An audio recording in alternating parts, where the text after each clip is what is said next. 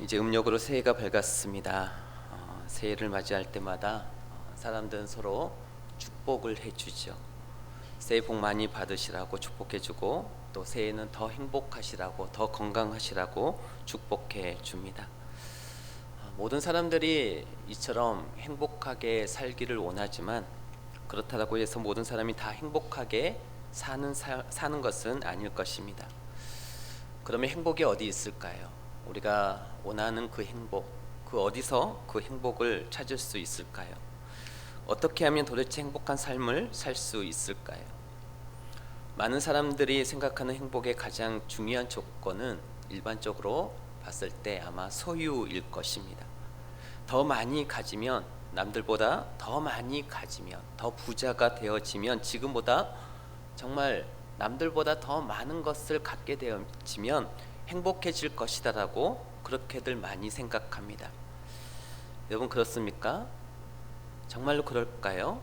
우리나라만 보더라도 지난 30년 동안 얼마나 경제적으로 많이 성장했으며 부강한 나라가 되었습니까? 더 많은 소유가 인간의 행복에 있어서 가장 중요한 조건이라면 우리나라 국민들은 과거 30-40년 전에 비해서 훨씬 더 행복한 삶을 살고 있어야 맞습니다. 그러나 우리가 현실을 보면 그렇지를 못하죠. 왜 이렇게 더 바쁘고 힘든지. 30-40년 전보다 우울증에 걸린 사람들은 훨씬 더 많이 늘어났고, 그리고 자살률도 훨씬 더 높아졌습니다. 각 나라별 행복지수만 비교해 보더라도 알 수 있죠. 경제적으로 더 못 사는 나라, 그 나라 국민들의 행복지수가 경제적으로 더 잘 사는 나라 국민들의 이 행복지수보다 더 높은 경우들이 많다라고 하는 것을 아마 여러분도 한두 번쯤은 다 들어보셨을 것입니다. 우리나라만 보더라도 이 경제력을 감안하면 적어도 국가별 행복지수 랭킹 20위 안에 들어야 될 것 같은데, 작년 2025년도 나라별 국가별 행복지수 통계를 보니까 우리나라 행복지수가 여러분 몇 위일 것 같습니까? 몇 위일 것 같습니까? 네, 우리나라가 작년 통계를 보니까 200 몇 개 나라 중에서 58위였습니다. 전 세계에서 상당히 우리나라가 경제적으로 경제 대국이고 잘 사는 나라임에도 불구하고 행복지수 등수를 보면 한참 뒤로 밀려나 있습니다. 왜 이런 일이 벌어질까요? 여러분, 소유가 행복에 있어서 가장 중요한 요건이 아니기 때문입니다. 그런데 오늘날 많은 부모들이, 특히 부모들 중에서도 아빠들이 이 착각을 많이 합니다. 내가 돈만 많이 벌어다 주면 내 가족들이 행복해질 것이다 라고 착각을 많이 합니다. 또 그걸 부추기기도 하죠. 아내들이 그렇게 착각하게 만들기도 합니다. 그러면 여러분, 행복은 돈으로만 살 수 있는 게 아닙니다. 제가 늘 예전에도 말씀을 드렸지만 우리의 삶에 있어서 가장 중요하고 소중한 것일수록 돈으로 살 수 없는 것들이 있습니다. 제가 늘 말씀드리지만 진짜 가치 있는 것, 이것이 없으면 하루도 살 수 없는 것은 하나님이 우리 가운데 이미 다 공짜로 주신 것이 있죠. 예를 들면 공기, 햇빛, 물, 이런 것은요 하루만 없어도 진짜 우리가 살기가 힘든 삶을 살아갑니다. 그런데 이 진짜 중요하고 소중한 것들을 하나님께서는 무료로, 그냥 공짜로 우리에게 주셨단 말이죠. 그리고 그것을 주신 하나님을 아는 것이 진짜 행복한 거지, 돈으로 살 수 있는 것은 세상의 어떤 편리와 쾌락이지 진짜 행복이 아니단 말이죠. 우리는 진짜 행복을 가져야 합니다. 자, 그렇다면 행복에 있어서 가장 중요한 요건은 뭘까요? 하나님의 말씀인 성경에 그 답이 있는데요, 신명기 10장 13절에 보시면 이런 말씀이 있습니다. 우리 한 목소리로 한번 같이 읽겠습니다. 내가 오늘 내 행복을 위하여 내게 명하는 여호와의 명령과 규례를 지킬 것이 아니냐. 자, 이 말씀을 잘 보십시오. 하나님께서 우리에게 명령과 규례, 이 명령과 규례라고 하는 것은 하나님의 말씀을 말합니다. 이 하나님의 말씀을 우리에게 주신 이유는 우리의 뭘 위해서 주셨다고요? 행복을 위해서 주셨다라고 분명하게 기록이 되어 있습니다. 행복한 삶을 위해서 하나님께서 우리에게 이 말씀을 주셨다는 것입니다. 그래서 이 땅에 있는 모든 사람들이 하나님의 말씀대로만 순종하면, 그렇게 순종하고 살아가면 모두가 다 행복한 삶을 살 수 있습니다. 아멘이 되세요? 그런데 문제는 우리 안에 있는 이 죄성이 이 하나님의 말씀을 거부하고 무시하고 그런다는데 문제가 있습니다. 하나님의 말씀을 귀담아 듣지 않습니다. 우리의 마음에 새기지 않습니다. 말씀 가운데 순종하지 않는다는 데 문제가 있고 우리의 불행의 삶이 이어진다라는 것이죠. 하나님의 말씀에 우리가 순종하려면 하나님이 온 세상의 왕이시고 내 삶의 주인이심을 인정해야 되는데, 여러분, 우리의 죄성은 내가 내 인생의 주인이 되고 싶고 내가 왕노릇하고 싶은 거죠. 한마디로 내 마음대로, 내 생각대로, 내 멋대로 살고 싶은 이 죄성 때문에 하나님의 말씀을 우리는 멀리한다라는 것입니다. 그래서 이 하나님의 말씀인 성경보다는 내 생각과 내 취향과 욕심을 채워줄 그런 잘못된 생각, 세상적인 사고, 세상적인 가치, 또 그런 책들을 찾고 또 그것을 좋아하는 것이죠. 자, 그렇다면 하나님의 말씀대로 살 때 행복해진다라고 하면, 그러면 결국은 이 하나님의 말씀의 내용을 우리가 알아야 되는데, 그래야 우리가 순종하든지 말든지 그렇게 할 것 아니겠습니까? 하나님의 말씀의 내용을 알아야 되는데, 사실 우리가 이 성경책을 읽자니 또 세계 최고의 베스트셀러 있는 줄은 알겠는데, 이 성경책을 막상 읽자니 이게 너무 두꺼운 거예요. 너무 많은 거예요. 분량이 너무 많은 거예요. 바쁜데, 그리고 설령 큰맘 먹고 읽는다 해도 사실 이 성경을 읽다 보면 이해하기 힘든 어려운 내용들이 꽤 많이 들어있거든요. 그래서 아마 어떤 분들은 이런 생각을 하는 사람들이 있습니다. 성경 내용을 다 읽기는 그렇고 핵심적인 내용만 좀 이렇게 알 수 없을까? 그런 생각을 가질 수도 있겠죠. 이 두꺼운 성경이 말하는 그 핵심적인 내용이 뭘까?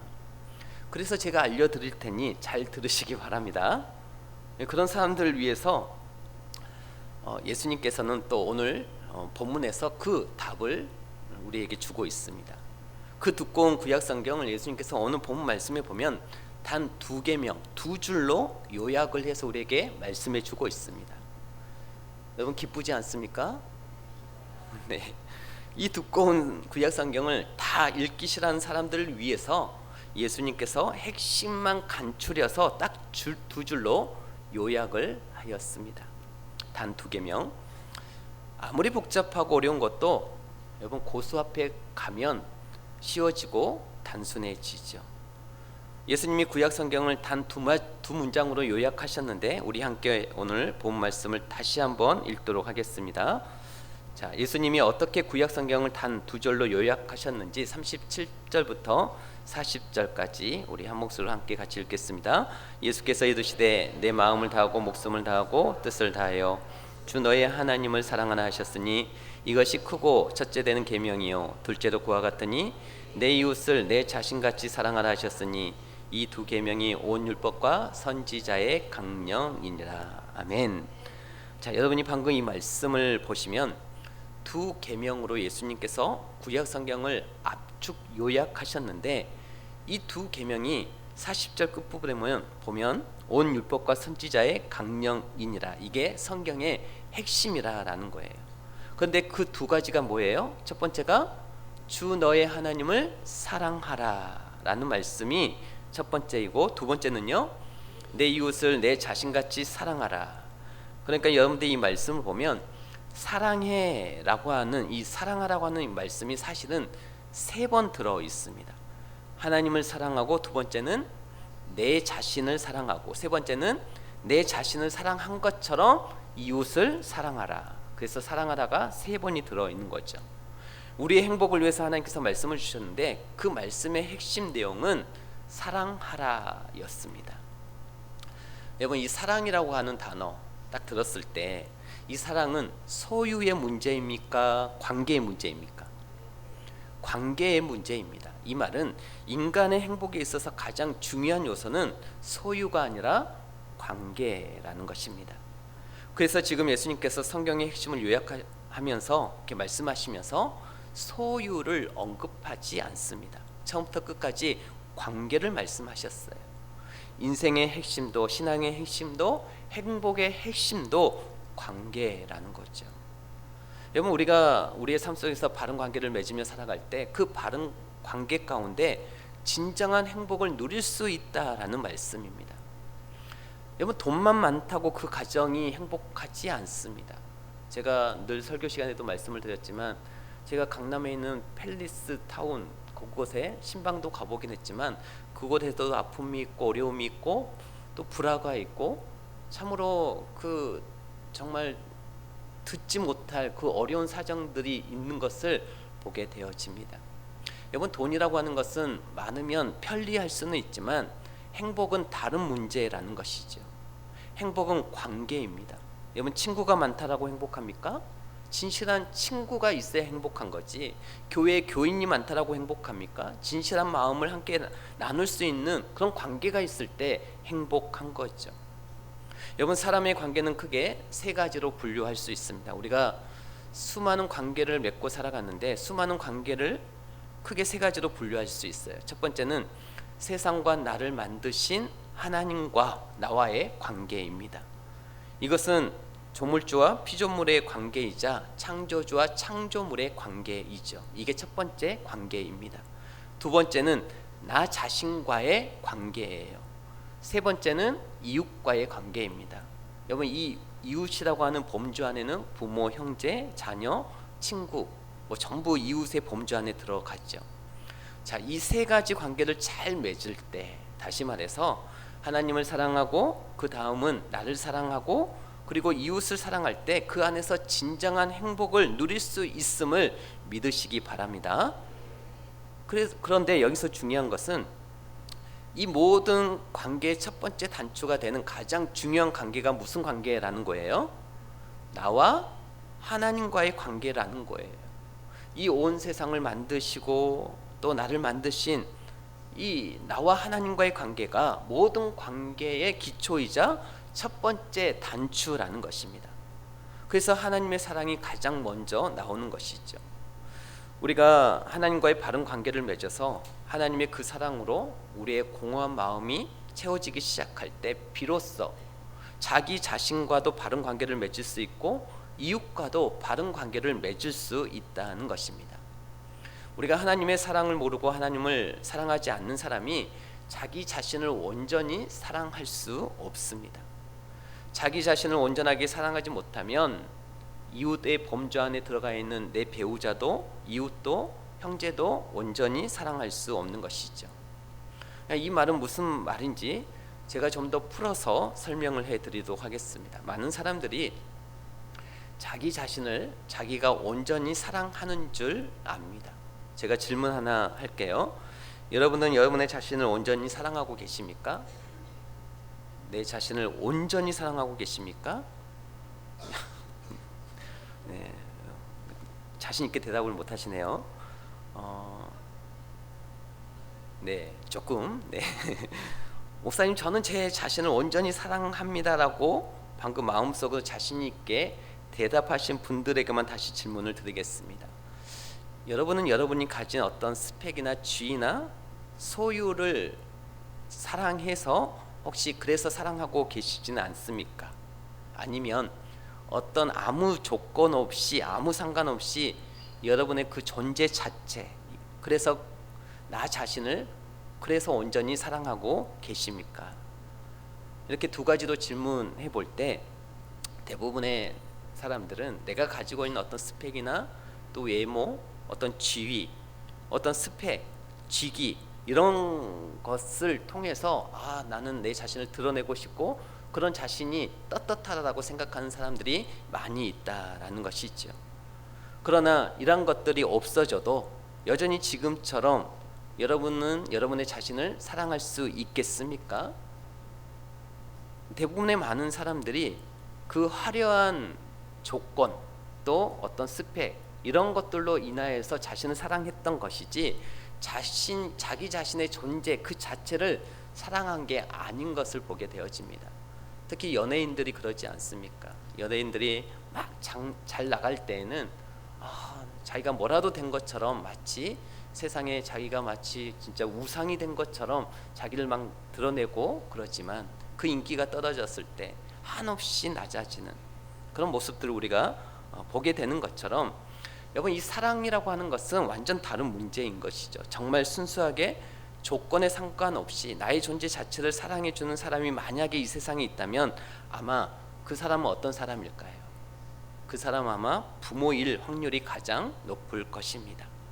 그냥 내 모습이 어떠하든 직장에 취직을 하든 아니면 직장이 없이 백수로 있든 내가 건강하든 아니든 병들어 있든 그런 어떤 조건과 하등에 상관없이 그냥 나의 존재 자체만으로 나를 순수하게 사랑해 주는 사람이 만약에 이 세상에 있다면 그 사람은 부모님일 확률이 가장 높을 것입니다. 적어도 예전 부모님들은 그런 것 같습니다. 요즘 부모님들은 또 다른 것 같긴 해요. 그러나 이 부모님의 따뜻한 사랑도 완전한 사랑은 아니죠. 왜냐하면 부모님의 사랑 역시도 영원할 수 없기 때문입니다. 부모님은 영원한 존재가 아니죠. 그래서 부모님이 치매에 걸리거나 부모님이 돌아가시는 순간 그 사랑도 같이 사라지게 되어집니다. 완전한 사랑이라고 하는 것은요, 완전한 사랑은 다음과 같은 세 가지의 조건을 갖추어야 완전한 사랑이라고 말할 수 있을 것 같습니다. 첫 번째는 조건 없는 사랑이어야 완전한 사랑이라고 말할 수 있을 것입니다. 내가 가진 조건과 상관없이 내 존재 자체를 사랑해 줘야 된다라는 말이고, 두 번째는 변함없는 사랑이어야 합니다. 시간이 흘러서 시간에 따라 상황에 따라 변하는 사랑은 그것은 온전한 사랑이 아닌 거죠. 많은 시간이 흘러도 변함이 없는 사랑, 그게 완전한 사랑이고 온전한 사랑일 것입니다. 또한 세 번째, 그 변함없는 사랑이 나와 영원히 함께 해야 합니다. 그래야 완전한 사랑인 거죠.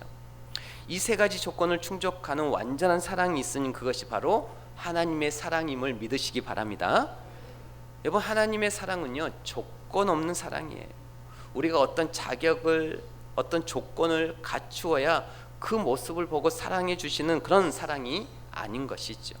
하나님의 사랑은 정말 조건이 없는 사랑이에요. 만일 하나님의 사랑이 조건부 사랑이었다면 저는 지금까지도 하나님의 사랑을 받지 못했을 거예요. 제가 어렸을 때 처음으로 하나님의 사랑을 깊이 경험했는데요. 제가 하나님의 사랑을 깊이 경험했다 그러면 우리가 보통 생각하기를, 우리 성도님들이 이렇게 생각할 수 있을 것 같습니다. 목사님이 어렸을 때부터 신앙생활을 너무 열심히 하셨나 보다, 그래서 하나님께서 사랑해 주셨나 보다, 그렇게 생각할 수가 있을 것입니다. 아니요, 제 믿음이 좋아서 하나님의 사랑을 경험했던 게 아닙니다. 제가 믿음이 좋아서 하나님이 저를 그렇게 만나 주셨던 게 아닙니다. 여러분, 제 신앙은 그냥 그럭저럭 신앙이었습니다. 모태 신앙이라고 믿는 이 부모님 밑에서 태어나긴 했지만 제 인생이 지금까지 인생에 있어서 영적으로 가장 신앙적으로 정서적으로도 삶의 모습도 그냥 그럭저럭이었습니다. 만일 하나님의 사랑이 조건부 사랑이었다면 저는 절대로 하나님의 사랑을 깊이 경험하지 못했을 거예요.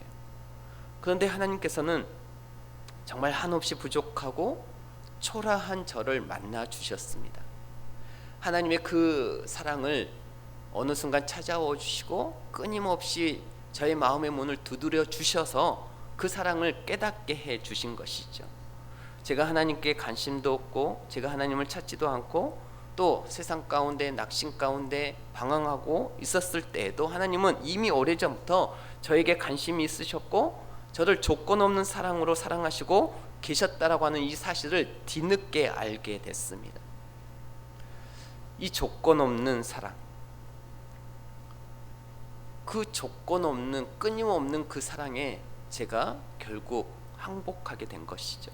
여러분, 로마서 5장에 보면 이 조건 없는 사랑이 이렇게 기록이 되어 있어요. 6절 말씀에 보시면 우리 화면을 보고 함께 같이 읽도록 하겠습니다.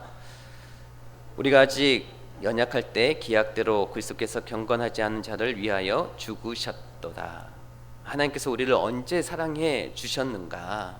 도대체 우리를 언제 사랑해 주셨는가? 방금 우리가 읽은 것처럼 우리가 교회에 나오기 시작할 때부터 우리를 사랑해 주시고 우리의 죄를 위해서 죽어 주신 게 아니다라는 것입니다. 우리가 아직 뭐 했을 때요? 연약할 때, 경건하지 않은 삶을 살 때, 그 연약할 때 우리를 사랑해 주셨다라고 말씀하고 있습니다. 이게 여러분 조건 없는 사랑이에요. 또 8절을 볼까요? 같이 읽겠습니다. 우리가 아직 죄인 되었을 때 그리스도께서 우리를 위하여 죽으심으로 하나님께서 우리에 대한 자기의 사랑을 확증하셨느니라. 우리가 연약할 때, 우리가 죄인 되었을 때 하나님께서 우리를 사랑해 주셨다. 10절 하나 더 볼까요? 10절 같이 읽겠습니다. 곧 우리가 온수 되었을 때 그 아들의 죽으심으로 말미암아 하나님과 화목하게 되었은즉 화목하게 된 자로서는 더욱 그의 살아나심으로 말미암아 구원을 받을 것이니라. 아멘. 자, 마지막 10절에는 우리가 뭐가 되었을 때? 온수, 죄로 인해서 하나님과 온수 되었을 때 그때 하나님께서는 여전히 우리를 사랑하고 계셨다라는 거예요. 그래서 우리를 구원하시기 위해서 우리의 대신 죄의 형벌을 받으실 예수님을 이 땅에 보내주셨다라고 하는 이 말씀입니다. 여러분, 우리 잊지 마시기를 바랍니다. 하나님이 우리를 언제 사랑하시기 시작하셨느냐? 우리가 교회에 처음으로 발을 내디딜 때가 아닙니다. 믿음이 좋아서 교회에서 막 충성하고 봉사할 때 그 모습 보고 사랑해 주신 게 아니라는 거죠. 아직 연약할 때, 아직 죄인 되었을 때, 아직 온수 되었을 때, 이것이 바로 하나님의 조건 없는 사랑임을 믿으시기를 바랍니다. 하나님은 우리를 주의 백성으로 하나님의 자녀로 삼으시기로 결정하셨을 때부터 우리를 사랑하기로 하나님께서 마음 먹으신 것이죠. 그래서 우리의 존재 그 자체를 사랑해 주시는 것입니다. 그리고 하나님의 사랑은 변함이 없는 영원한 사랑입니다. 그래서 완전한 사랑이에요. 변함이 없고, 그리고 나와 영원히 함께 해주고 나를 영원히 사랑해 주시는 변함이 없는 사랑, 영원한 사랑입니다. 우리 말씀 한 절 더 보도록 하겠습니다. 야고보서 1장 17절 말씀 함께 읽겠습니다. 온갖 좋은 은사와 온전한 선물이 다 위로부터 빛들의 아버지께로부터 내려오나니 그는 변함도 없으시고 회전하는 그림자도 없으시니라. 여기서 하나님을 뭐라 설명하고 있어요? 그는 뭐도 없으시고 변함도 없으시고 회전하는 그림자도 없으시니라. 성경은 하나님께서 변함이 없는 분이심을 계속해서 우리에게 설명하고 알려주고 있습니다. 히브리서 13장 8절 말씀 또 같이 읽겠습니다. 예수 그리스도는 어제나 오늘이나 영원토록 동일하시니라. 아멘. 우리의 모습은 어떻습니까? 시간에 따라서, 세월에 따라서, 환경에 따라서 우리는 늘 변덕스러워요. 우리 인간은 늘 바뀝니다. 그런데 우리의 주님 되신 예수 그리스도는 어제나 오늘이나 영원토록 변함없는 사랑으로 우리를 사랑해 주심을 믿으시기 바랍니다. 이사야서 46장 3절 말씀을 보겠는데 좀 긴 말씀인데 제가 읽어 드릴 테니까 한번 잘 보시기 바랍니다. 야곱의 집이여 이스라엘 집에 남은 모든 자여 내게 들을지어다. 배에서 태어남으로부터 내게 안겼고 태에서 남으로부터 내게 업힌 너희여 너희가 노년에 이르기까지 내가 그리하겠고 백발이 되기까지 내가 너희를 품을 것이라. 내가 지었은즉 내가 업을 것이요 내가 품고 구하여 내리라. 자, 여기서 맨 앞에 나오는 야곱의 집이요 이스라엘의 집에 남은 모든 자여, 이것은 하나님의 백성들, 하나님을 믿는 모든 자녀들을 총칭하는 표현입니다. 지금 하나님께서는 하나님이 사랑하는 자녀들에게 말씀하시는 거예요. 내가 너희를 책임지고 품고 사랑할 텐데 언제까지요? 4절에 보면요, 4절 자막이 없는데요, 4절에 보면 노년에 이르기까지, 그리고 백발이 되기까지. 이게 무슨 말이에요? 끝까지 변함없이 영원히 책임지시겠다고 하는 약속의 말씀임을 믿으시기 바랍니다. 여러분, 우리가 믿음 안에서 우리가 마음 문을 활짝 열고 믿음 안에서 이 완전한 하나님의 사랑을 만나고 받아들이잖아요. 그러면 자연스럽게도 나도 하나님을 사랑할 수밖에 없습니다. 하나님의 그 변함없으시고 영원하신 사랑을 끊임없이 우리 가운데 주시는데 우리가 어찌 변화되지 않을 수 있겠습니까?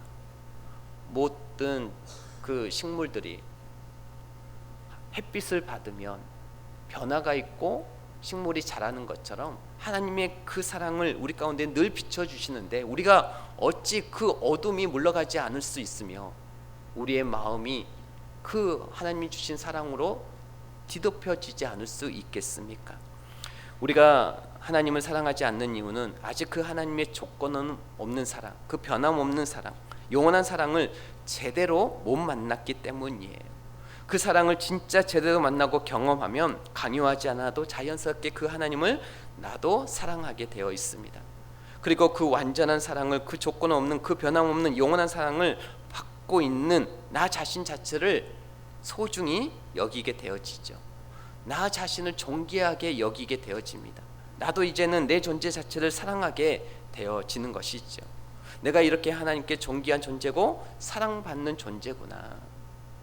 여러분, 우리가 살아가는 이 세상 속에서도 누군가로부터 사랑을 받고 있다라고 하는 이 생각을 가지게 되어지면 한편은 든든함이 있고 이 세상을 살아갈 만한 용기가 생기는 게 우리 인간 사이에서의 사랑입니다. 그러니 하나님의 진짜 사랑을 알게 된다면 내가 얼마나 존귀한 존재인가, 나도 사랑받고 있는 존재구나 라고 하는 것을 깨닫게 되어지는 것이죠.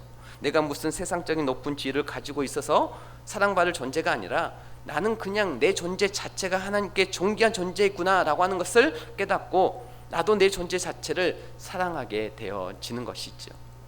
그러면서 그 하나님의 사랑으로 자연스럽게 나만 사랑하는 게 아니라 내 주위에 있는 내 가족들, 친구들, 내 주위에 있는 이웃들도 사랑하는 역사가 시작이 된다라는 것입니다.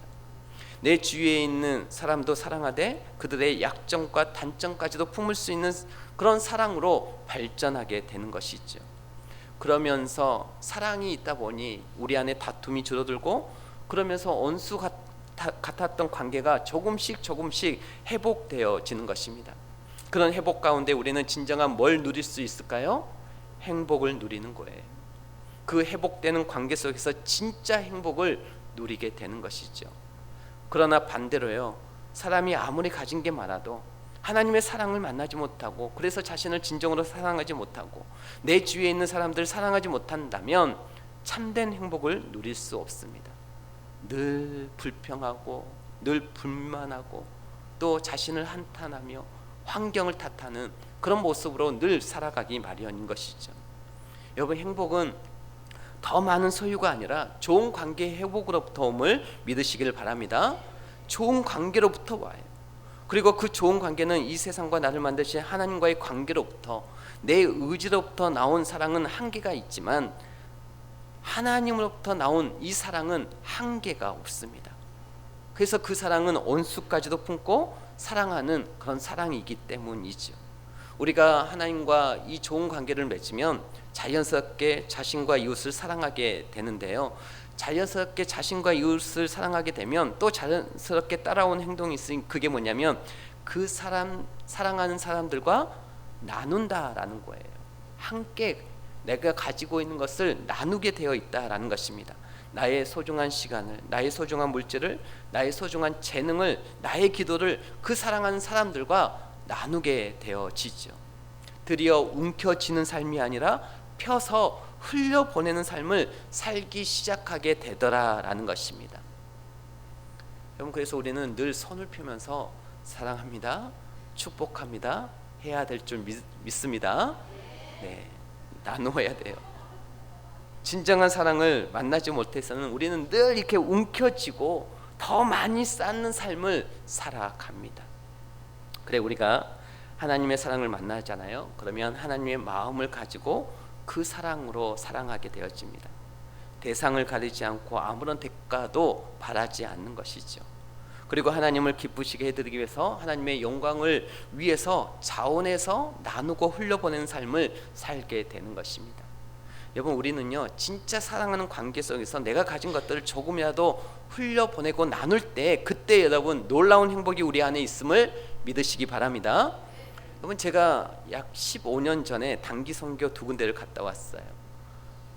캄보디아하고 태국을 다녀왔었는데 이 캄보디아와 태국에 있는 이 작은 시골에 있는 이 두 교회는 사실 저와 아무런 관계가 있는 곳이 아니었습니다. 아무런 관계도 없고 또 그 교회 성도들 한 사람도 제가 알지도 못합니다. 그런데 우리가 이제 제가 청년들 데리고 함께 단기 선교를 갔다 왔는데 한 번도 보지도 못했고 알지도 못했던 그 캄보디아와 태국 두 교회의 성도들, 우리 이 선교 단기 선교팀이 우리가 많은 시간과 또 많은 돈과 많은 에너지를 쏟아서 거기까지 찾아가서 복음을 나누고 은혜를 나누고 물질과 시간과 재능을 나눴던 이유는 하나님의 사랑 때문이었습니다. 다른 이유는 아무것도 없었어요. 어떤 대가를 버리고 바라고 나눈 것이 아니었습니다. 그리고 더 놀라운 것은 우리가 그분들을 찾아가서 두 교회를 찾아가서 그 시골 마을에 있는 이 두 교회를 찾아가서 그들에게 우리가 가지고 온 것들을 뭔가를 이렇게 나눌 때 그들도 나누더라는 거예요. 물론 그분들은 우리가 보다 가진 게 적었기 때문에 비록 나눴던 것이 초라한 것이라 할지라도 중요한 것은 우리가 나눴고 그들도 우리를 뭔가 대접하면서 나눴다라는 것이고, 또 그들 또한 그들보다 더 열악한 자들을 위해서 그들이 가진 것을 나누는 것을 보게 되었습니다. 그러면서 서로를 위해서 기도했어요. 여러분, 그렇게 하나님의 사랑 가운데 서로가 작은 것이라도 꺼내서 서로 나눌 때 그 안에서 놀라운 행복을 누리게 됨을 믿으시기를 바랍니다. 지금 이제 설 명절 이제 연휴가 시작이 되어지는데요. 여러분, 이 설 명절 연휴 때 수많은 가족들이, 형제 자매들이 이제 이렇게 모일 텐데 어떤 가정이 진짜 행복한 가정일까요? 돈 많은 가정이 아닙니다. 어떤 비싼 아파트, 정말 좋은 어떤 펜션에서 모임을 갖는 그 가정이 행복한 가정이 아니에요. 어떤 가정이 행복한 가정일까요? 서로 관계가 좋은 가정이죠. 그게 진짜 행복한 것 아니겠습니까? 비록 명절 식탁이 화려하지 않아도 떡국 하나만 놓고 먹더라도 부모와 자녀의 관계가 좋고 부부의 관계가 좋고 자녀들끼리, 형제간끼리 관계가 좋은, 그래서 작은 것이라도 하나라도 더 챙겨주며 나누는 가정, 그 가정이 정말 행복한 가정이고 행복은 바로 거기에서 있음을 믿으시기를 바랍니다. 사랑하는 여러분, 인생에 있어서도 또 신앙에 있어서도 행복에 있어서도 가장 중요한 것은 소유가 아니라 관계입니다. 그래서 예수님 오늘 본문 말씀에서 성경에서 가장 핵심 중요한 내용이 무엇인지를 물었을 때 바로 관계임을 말씀하셨던 거예요. 여러분, 우리는 이 사고, 이 정체성을 빨리 바꿔야 합니다.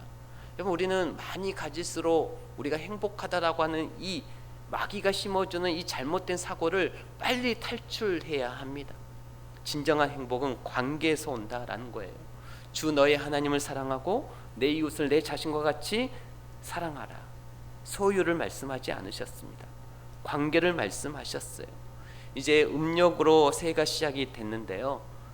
좀 여러분들에게 부탁드립니다. 새해에 어떤 목표를 갖고 계십니까? 새해에 어떤 꿈이 있으십니까? 저는 여러분들에게 부탁드리기는 새해에 하나님의 그 사랑, 조건 없는 사랑, 변함이 없는 사랑, 그 영원한 사랑을 하나님, 제가 2026년 새해 보다 깊이 있게 만날 수 있도록 하나님 도와주십시오.